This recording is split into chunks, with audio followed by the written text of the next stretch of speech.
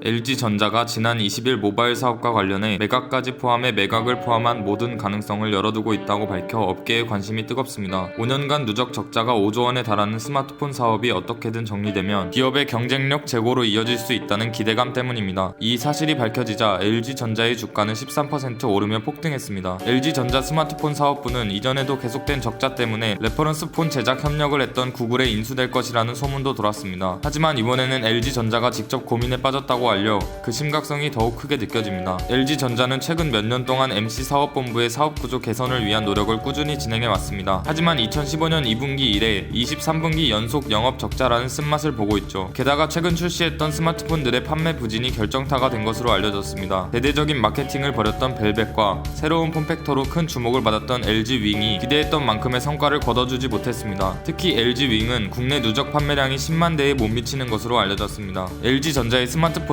왜 이리 안 팔렸던 것일까요? 먼저 고질적인 사후 지원에 미흡 문제가 있습니다. 경쟁자들보다 불안정한 OS와 늦고 적은 판올림 등 최상의 컨디션을 바라는 사용자들의 니즈를 따라가지 못한 부분에 불만이 누적됐습니다. 두 번째로는 새로운 폼팩터의 출시입니다. 아이러니하게도 새로운 폼팩터로 시장을 주도하려던 정책이 LG전자의 발목을 잡았습니다. 모듈이나 수입을 등 새로운 폼팩터를 발표해 큰 관심을 받지만 해당 폼팩터에 맞춘 소프트웨어의 부재나 빠른 지원 중단 등이 반복되자 새 폼팩터 제품을 구매해도 괜찮은지에 대한 불신이 커졌습니다. 셋째로 가격대 성능의 불균형입니다. 매스 프리미엄을 표방하고 나온 벨벳의 경우 경쟁사의 프리미엄 폰과 비슷한 가격이 책정됐지만 제품에 적용된 AP 등 성능은 보급기 수준이었습니다. 전체적인 제품들이 상향 평준화가 되었다지만 사용자들의 역체감은 벨벳의 가격이 너무 비싸다고 느껴진 것이 문제가 됐습니다. 많은 관심을 보였던 LG윙 역시 새로운 폼팩터에 어울리는 새로운 AP가 적용되기를 기대했지만 역시 보급기 수준의 AP가 적용됐습니다. 스펙도 마케팅인 현 시점에 좀 더 공격적이기를 기대했던 사용자들을 실망시켰던 것이 컸습니다. LG전자의 스마트폰에 대한 사용자들의 성토가 꽤 오랜 시간 동안 이어졌지만 새로운 제품에 이런 의견이 반영되는 경우가 별로 없었습니다. 사용자에 대한 이해도와 소통 부재 역시 판매 부진의 큰 원인이라 할 수 있을 것 같습니다. LG전자는 MC 사업부의 이 같은 연속 적자와 전략 제품의 실패에도 사물 인터넷 사업을 고려해 스마트폰 사업을 포기하지 않았습니다. 현재 LG전자의 대부분의 가전제품 등은 IoT를 염두에 개발되고 있는데 정작 스마트폰이 없다면 남 좋은 일밖에 안 되기 때문입니다.